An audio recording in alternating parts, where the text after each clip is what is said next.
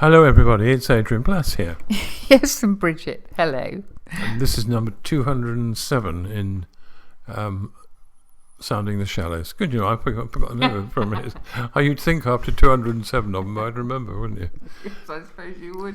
But then on the other hand, there's been such a lot going on in the news and all over the place over the last couple of weeks. I think all of us are being swirled around a bit. Like what? Well, the whole, I suppose you'd say, celebration of D-Day, 80 years. Yeah.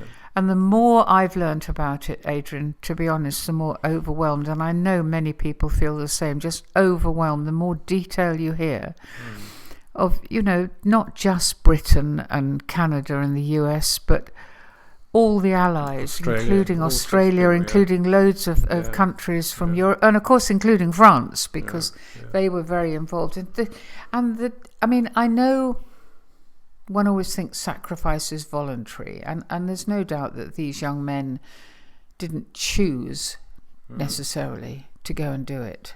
But as you hear the stories of the sheer heroism, guts, and determination, I don't know. It's overwhelming, really.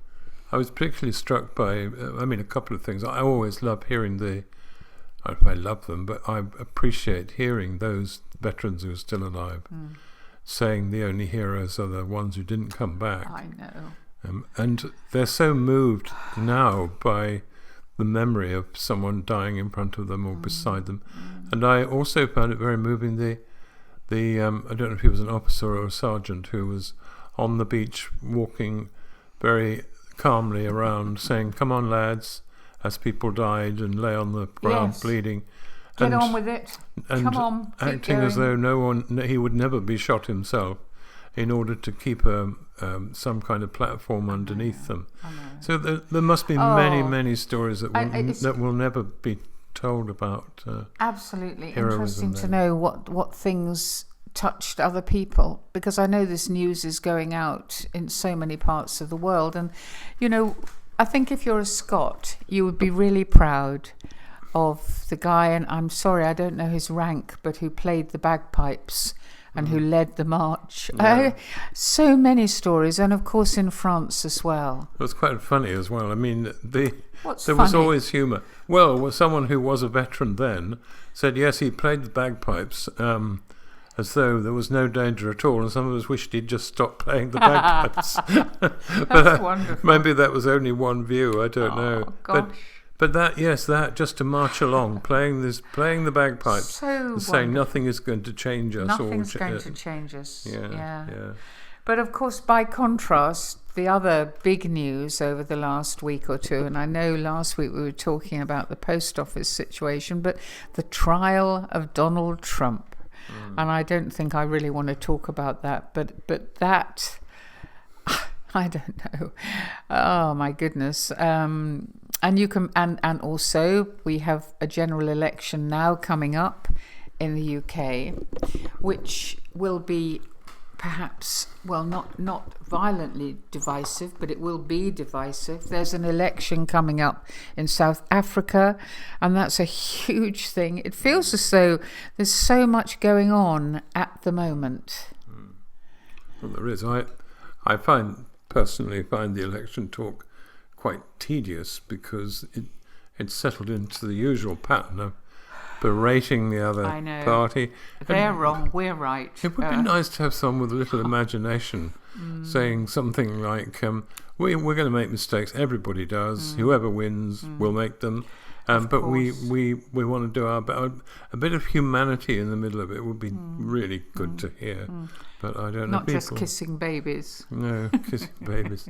Who can kiss the most babies? But it's becoming a little depressing to hear from people in the street how their faith in politics has decreased, and I hope that's been noted and it will be addressed, because and obviously in America and possibly in South Africa and certainly in other countries, it's all becoming far more what's the word you know, the whole thing of two sections in opposition, very, very far apart, very sticking to what they think. And also coming very much together. I mean, at the moment in this country or in the United Kingdom, one of the complaints is that everyone is moving to the centre in order to capture everybody else.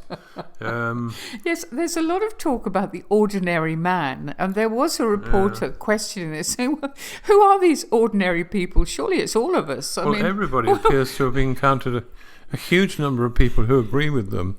It reminds me, in a book once,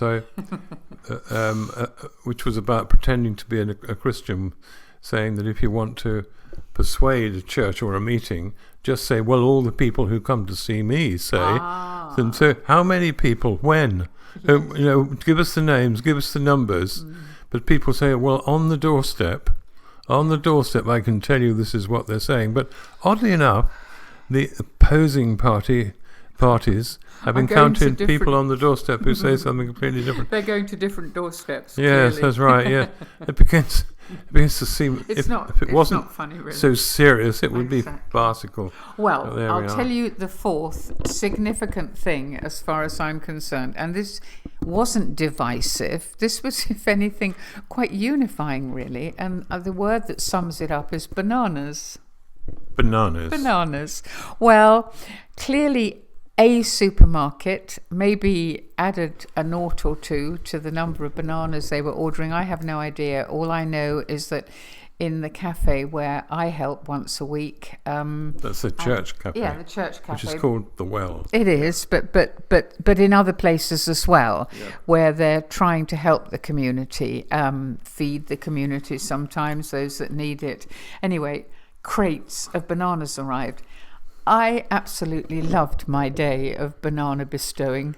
It was such fun. Crates of bananas? I mean real crates of bananas. So everybody who came in for a coffee went home with a bunch of bananas. Was it a tsunami banana occasion?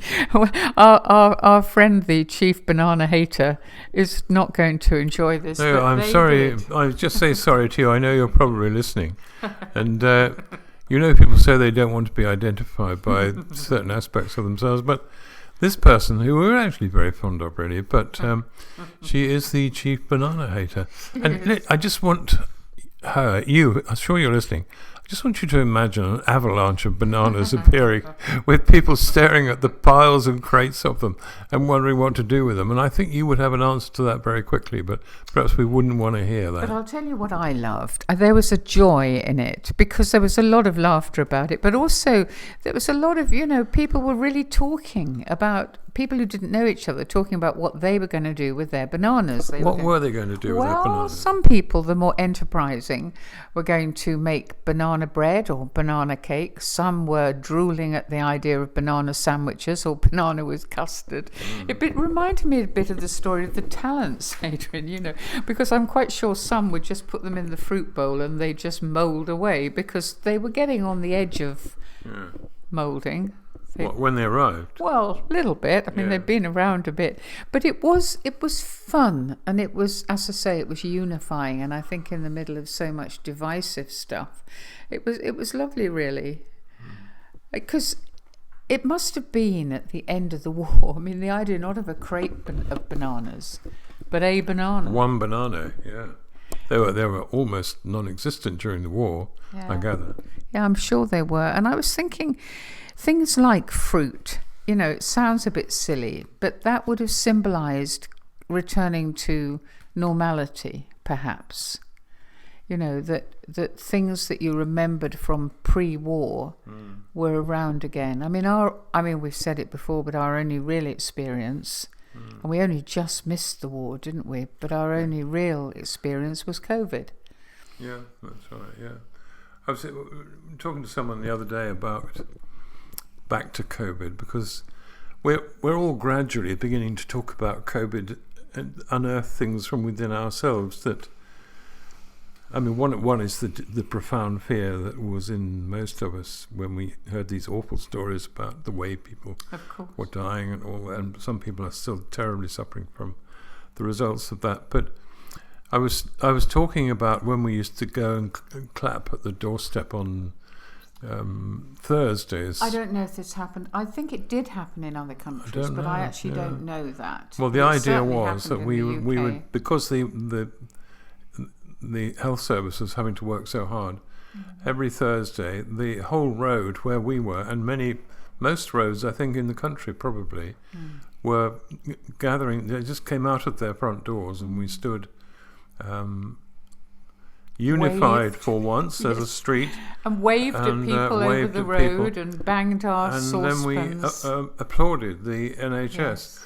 And never mind what we think about the NHS, but we know that at that time it was hell to work in the middle of that. And we also know it was one of the only truly unifying things for people, that they could wave to the people over the road. Well, you weren't allowed to be anywhere else. But to be looking at everybody in your street up and down the road, and to have the knowledge that you were there for one reason, which was to do something positive.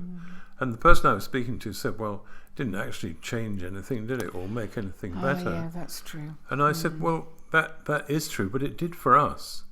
It did for those of us who had no way of expressing all the stuff that was going on in us. And we actually, although it only happened for a few minutes each week, it brought me a strange sort of joy of feeling that we weren't all split off and lost in our own little rabbit holes, that we were able to communicate like that. I thought it was fantastic. It's really important. I mean, obviously you've got something huge like D-Day to remember. But it's also really important, isn't it, to remember those days when people came together. Because obviously the real coming together after COVID was hugely wonderful. I mean, we had our 50th wedding anniversary, and we were only allowed 8 people all together, and they sat in our garden on separate tables. Well, we had a job getting together. 8 people we knew together. No, Come on. No, we didn't. But what I mean... You would say something like that. No, it was but very good. What I mean is that, it was special. And of course, soon afterwards, it's not quite so special. And divisions start coming in. And I think looking for things that this is what I thought about the bananas. I thought it came out of the blue, all the bananas, and there were many bananas. I mean, we had about 3 crates just in our little area. But it unified us. People were laughing and talking, and I don't know. We need to look for those things, don't we? The things that unify us, because just following at all the Trump trial and the huge divisions, and listening to our own parties beginning to slag each other off.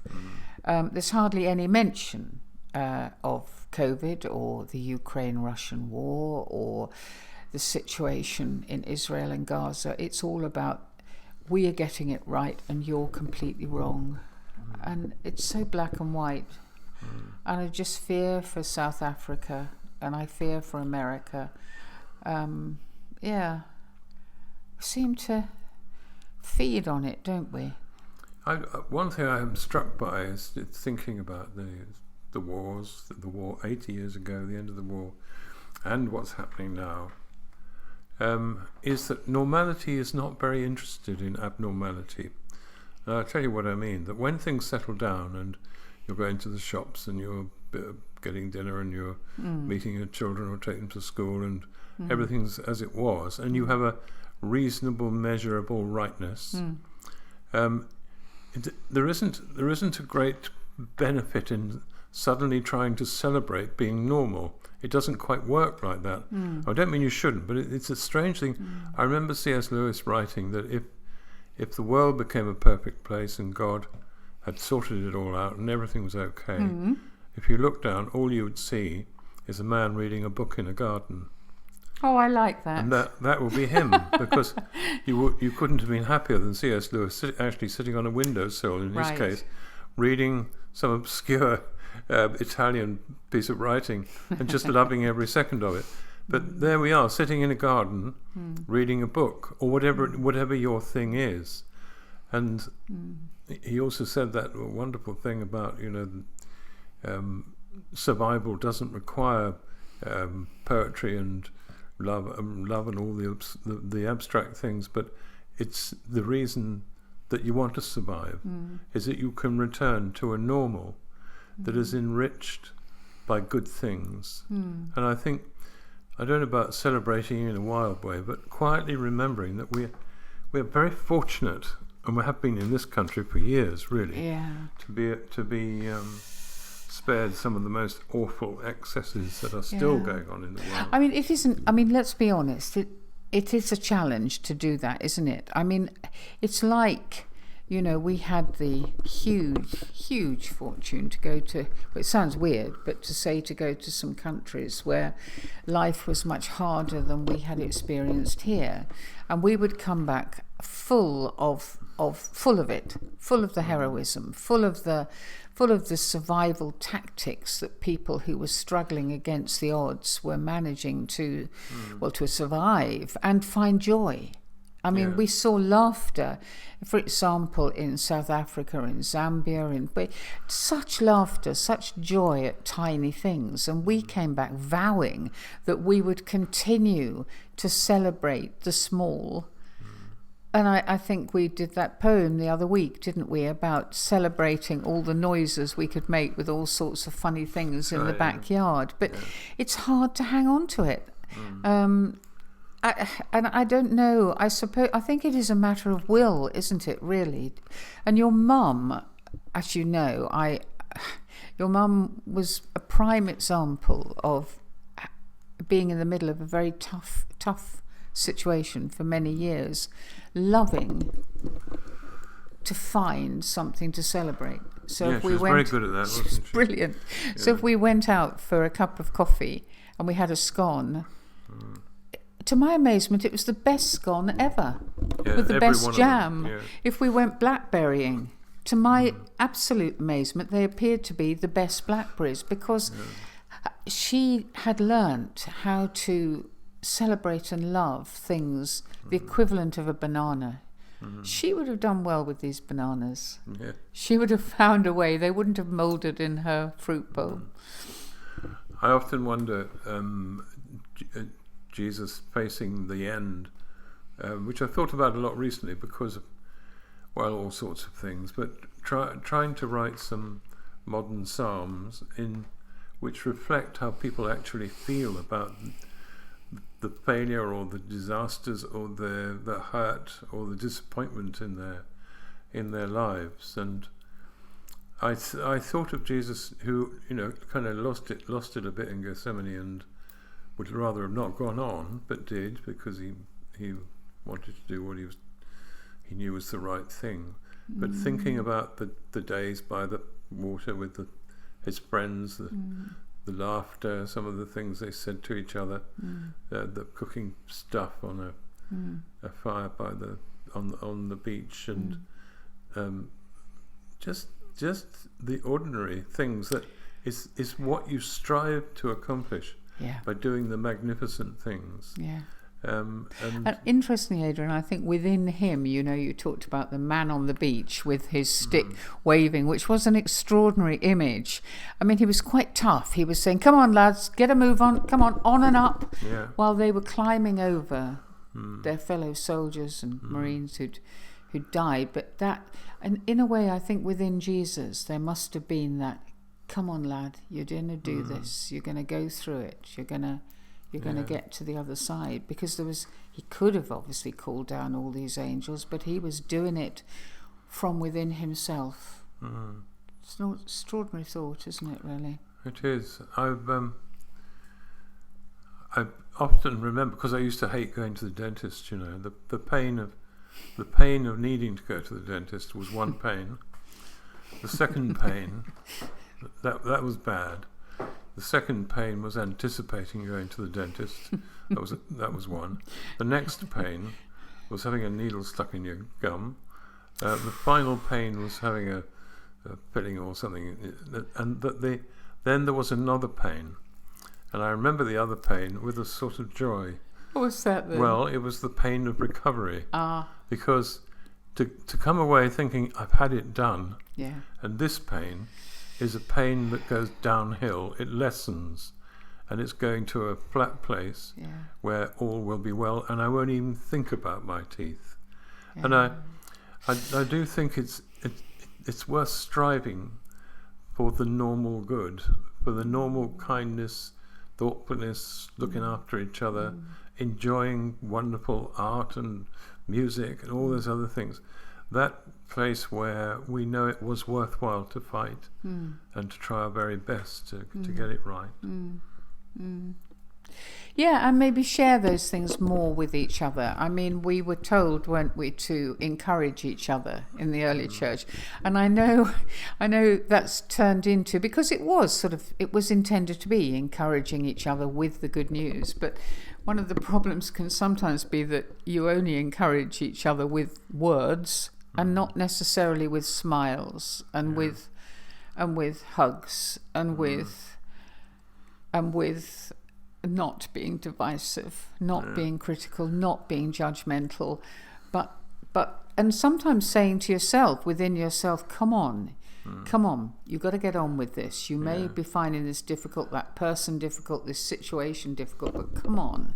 You know, you can find it within yourself to it's not easy. go a bit further. Speaking to a group just not long ago, saying, sometimes I fail miserably in my motivation and the way I'm conducting myself inwardly, but still there's something that says, you're quite right, saying, now come on, we know that, we know we're all going to be weak, we're all going to fail at times, but just get on with it and look at what the result could be. Yeah.